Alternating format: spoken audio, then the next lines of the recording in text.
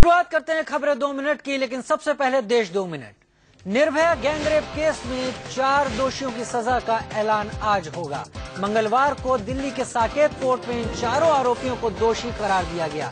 Rape, हत्या समेत इन चारों पर लगी सभी धाराओं के तहत इन्हें कोर्ट ने दोषी माना और अब सजा की बारी है। निर्भया केस के बारे में साकेत कोर्ट ने कहा कि ये कोल्ड ब्लडेड मर्डर है। जज ने फैसले में लिखा कि रेप के लिए एक असहाय लड़की का मर्डर किया गया। कोर्ट ने यह भी कहा कि लड़की को इसलिए अंदरूनी और बाहरी चोट पहुंचाई गई ताकि उसकी मौत हो जाए। निर्भया गैंगरेप केस में जिन 4 को दोषी करार दिया गया उनमें विनय शर्मा, अक्षय ठाकुर, पवन गुप्ता और मुकेश कुमार के नाम शामिल हैं। इन सभी पर रेप, हत्या के मकसद से अगवा करने, लूटपाट करने का दोष साबित हो चुका है। निर्भया गैंगरेप केस में कुल 6 आरोपी बनाए गए थे। मुजफ्फरनगर में हालात सुधर रहे हैं। बीती शाम कर्फ्यू में ढील दी गई। सांप्रदायिक तनाव की वजह से मुजफ्फरनगर में पिछले 4 दिनों से कर्फ्यू लगा हुआ है। कर्फ्यू के चलते लोगों को भारी दिक्कतों का सामना करना पड़ रहा है। यहाँ सीआरपीएफ की 28 बटालियनें और सेना के 10,000 जवान तैनात हैं। जोधपुर जेल में बंद चलते लोगों को भारी दिक्कतों का सामना करना पड़ रहा है। यहाँ सीआरपीएफ की 28 बटालियनें और सेना के 10,000 जवान तैनात हैं। जोधपुर जेल में बंद आसाराम को अब मेडिकल टेस्ट के लिए अस्पताल लाया गया तो उनके चेहरे पर हवाइयां उड़ रही थी। आपने आसाराम की ऐसी तस्वीर पहले कभी नहीं देखी होगी। बिखरे बाल, चेहरे पर हताशा और डर का भाव। ये तस्वीरें तब की हैं जब आसाराम को एमआरआई टेस्ट के लिए लाया गया। इसी टेस्ट के आधार पर आसाराम की कुछ मांगों पर अदालत फैसला लेगी। आडवाणी के मन में भले ही मोदी को लेकर हिचकिचाहट हो, लेकिन पीएम कैंडिडेट के रूप में बीजेपी मोदी का नाम फाइनल कर चुकी है। 13 सितंबर को गुजरात के मुख्यमंत्री नरेंद्र मोदी के नाम पर बीजेपी के पीएम कैंडिडेट की मुहर लग जाएगी। इसी दिन बीजेपी के संसदीय बोर्ड की बैठक बुलाई गई है, जिसमें मोदी के नाम का ऐलान हो सकता है।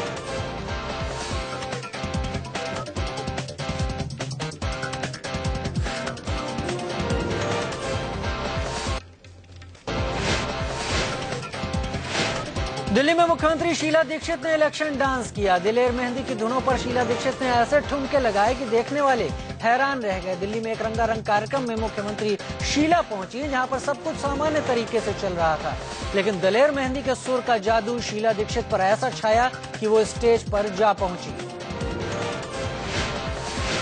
दिल्ली की पुनर्वास कॉलोनियों के लोगों को लंबे इंतजार के बाद अपने मकानों का मालिकाना हक मिल गया। यमुना स्पोर्ट्स कॉम्प्लेक्स में कांग्रेस उपाध्यक्ष राहुल गांधी ने 45 कॉलोनियों के लोगों को उनके घर के कागज सौंपे। इस दौरान मुख्यमंत्री शीला दीक्षित सहित दिल्ली सरकार के कई मंत्री मौजूद थे। पूर्वी दिल्ली के गगन विहार इलाके में बने एक अस्पताल में आग लगने से हड़कंप मच गया। आग लगने से कई मरीज अस्पताल में फंस गए। देखते ही देखते चीख पुकार मच गई। खबर पाकर मौके पर पहुंचे दमकल कर्मियों ने घंटे भर की मशक्कत के बाद सभी को सुरक्षित बाहर निकाल लिया। वेल्डिंग करते समय लापरवाही के चलते ये आग लगी। दिवाली से ठीक पहले दिल्ली में 30 करोड़ की महालूट हुई। एक फर्जी कंपनी ने इन लोगों से इस नाम पर पैसे जमा करवाए कि वो 5,000 की चीजें 2,500 में दे देंगे, लेकिन जब आम लोगों की जमा रकम 30 करोड़ हो गई तो कंपनी रातों रात फुर हो गई। पुलिस अब आरोपियों की तलाश में जुटी है। दिल्ली के बवाना इलाके में फर्जी कंपनी के खिलाफ लोगों का गुस्सा भड़क उठा। गुस्साए लोगों ने कंपनी के शोरूम में तोड़फोड़ की, साथ ही पास खड़ी डीटीसी बसों पर भी जमकर पत्थरबाजी की। लोगों का आरोप है कि दुर्गा होम नीट कंपनी ने उनसे वादा किया था कि घरेलू सामान उन्हें एक तय तारीख पर बाजार के आधे रेट में दिया जाएगा, जिसके लिए पैसे पहले ही जमा करवा लिए गए, लेकिन जब सामान देने की बारी आई तो कंपनी फरार हो गई। गाजियाबाद के वैशाली सेक्टर 5 में 28 साल की लड़की ने फांसी लगाकर खुदकुशी कर ली।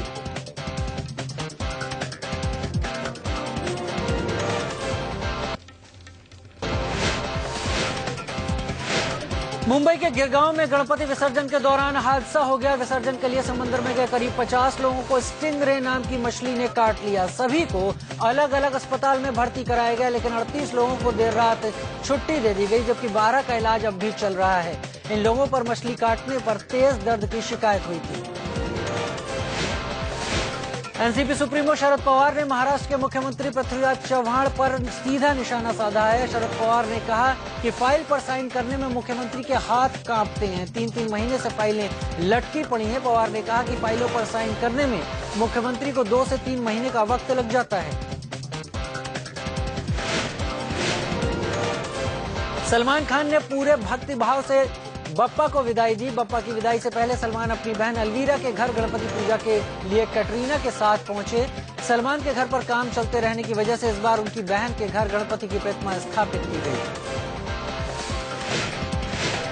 अभिनेता ऋषि कपूर के घर पर भी बप्पा की पूजा हो रही है। इसके पहले ऋषि कपूर गणपति को अपने घर ले आए। कार में बप्पा की मूर्ति के साथ आगे बैठे ऋषि कैमरे में कैद हुए तो घर पर उनकी पत्नी नीतू सिंह ने बप्पा की अगवानी की। स्वर्गीय राज कपूर ने इस परंपरा को शुरू किया था, तब से ये लगातार जारी है। अभिनेता जितेंद्र ने भी गणपति की पूजा की, लेकिन ये पूजा अपने घर में नहीं की। इसके लिए वो चेंबूर के ऐसे गणपति पंडाल पहुंचे जिसका नाम छोटा राजन है। यहाँ जितेंद्र ने गणपति के दर्शन किए और करीब आधे घंटे तक रुके। मुंबई में फैशन डिजाइनर की मौत का मामला अब भी नहीं सुलझा है। शनिवार को मुंबई के गोरई इलाके में फैशन डिजाइनर अनिल चेरियन की लाश मिली थी। मुंबई के फोंसेका गेस्ट हाउस में वीकेंड पार्टी चल रही थी जिसमें अनिल शामिल हुए थे। पार्टी के दौरान अनिल थोड़ी देर के लिए गायब हुए और बाद में रिजॉर्ट के कुएं से उनकी लाश मिली। पुलिस उस गुत्थी को सुलझाने में लगी है।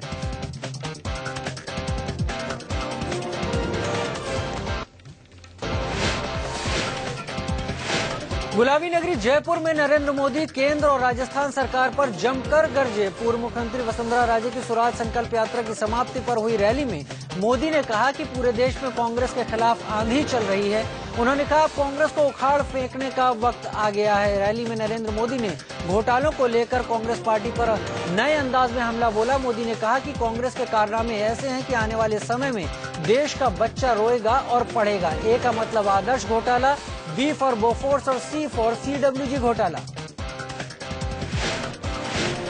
उदयपुर पहुंचे राजस्थान के मुख्यमंत्री अशोक गहलोत ने जयपुर में रैली करने वाले नरेंद्र मोदी पर निशाना साधा। गहलोत ने कहा कि रैली में कितनी भीड़ आई, इससे ज्यादा जरूरी ये है कि भीड़ अपने साथ ले क्या जाती है।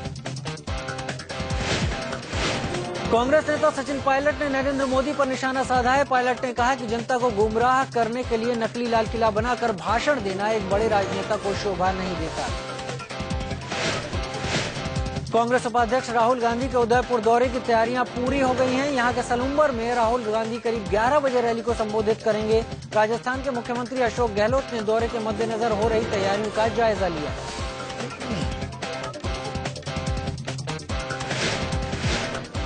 अहमदाबाद के वासना इलाके में आसाराम की राजदार शिल्पी का घर खाली पड़ा हुआ है। आसाराम के छिंदवाड़ा गुरुकुल की वार्डन शिल्पी यहां 5 लड़कियों के साथ रहती थी, लेकिन आसाराम पर आरोप लगने के दिन से सभी यहां से लापता हैं। गुजरात के गवर्नर कमला बेनीवाल गांधीनगर में आयोजित सार्वजनिक गणपति उत्सव में हिस्सा लेने गांधीनगर पहुंची। दीप जलाकर राज्यपाल ने गुजरात और देश में अमन चैन की प्रार्थना की। सुख समृद्धि की कामना के साथ ही राज्यपाल ने कहा कि इस देश में त्योहारों का अपना महत्व है। गणेश उत्सव की शुरुआत बाल गंगाधर तिलक ने की थी और आगे जाकर देश की स्वतंत्रता में गणेश उत्सव का अपना योगदान रहा।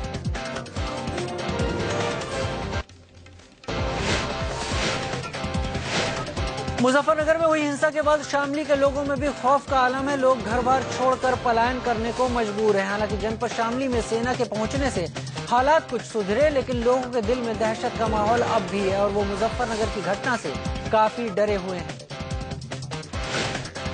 कानपुर में मुस्लिम समुदाय के लोगों ने अमन चैन की दुआ करते हुए विघ्नहर्ता भगवान गणेश का पंडाल सजाया। मुजफ्फरनगर के बिगड़े हालात के बाद हर तरफ शांति के लिए दुआ की जा रही है और भाईचारे को फिर से कायम होने की प्रार्थना मुस्लिम समुदाय के लोगों ने भगवान गणेश से की। बरेली के 176 साल पुराने ऐतिहासिक बरेली कॉलेज में एक बार फिर कॉलेज प्रशासन ने नया फरमान सुनाया है। कॉलेज में चेहरे को नकाब से ढककर आने पर पाबंदी लगा दी गई है। साथ ही छात्राओं को शालीन कपड़े पहनकर आने की भी हिदायत दी गई है। कॉलेज प्रशासन ने कहा है कि लड़कियां ना तो नकाब पहनकर कॉलेज आए और न ही जीन्स और टी-शर्ट में। यूपी के इटावा में जमकर बवाल हुआ। यहाँ सड़क हादसे पर गुस्साए लोगों ने एक ट्रक को आग के हवाले कर दिया। तस्वीरों में सड़क पर जल रहे ट्रक को आप देख सकते हैं। धू-धू कर जलते ट्रक की ये तस्वीरें इटावा के इकदिल थाना क्षेत्र की हैं। दरअसल यहां बेकाबू ट्रक ने एक बाइक सवार को रौंद दिया था। ट्रक की चपेट में आने से बाइक सवार की मौत हो गई, जिस पर लोग भड़क उठे। उत्तराखंड त्रासदी में तबाह हुए उत्तरकाशी को बसाने के लिए फेडरल बैंक ने भी पहल की है। बैंक के अधिकारियों ने डीएम से मिलकर कुछ गांवों को बसाने की पेशकश की है। फेडरल बैंक के आला अधिकारियों का एक दल उत्तरकाशी के जिलाधिकारी से मुलाकात की और कहा कि वो तबाह हुए कुछ गांवों को फिर से बसाने के साथ साथ स्कूल और अस्पतालों को भी दोबारा शुरू करने में मदद करना चाहते हैं। महाराष्ट्र की तर्ज पर अब उत्तर प्रदेश में भी गणेशोत्सव धूमधाम से मनाया जा रहा है और पहली बार गणेशोत्सव में अब भक्त सीधे भगवान को अपनी अर्जी लगा रहे हैं।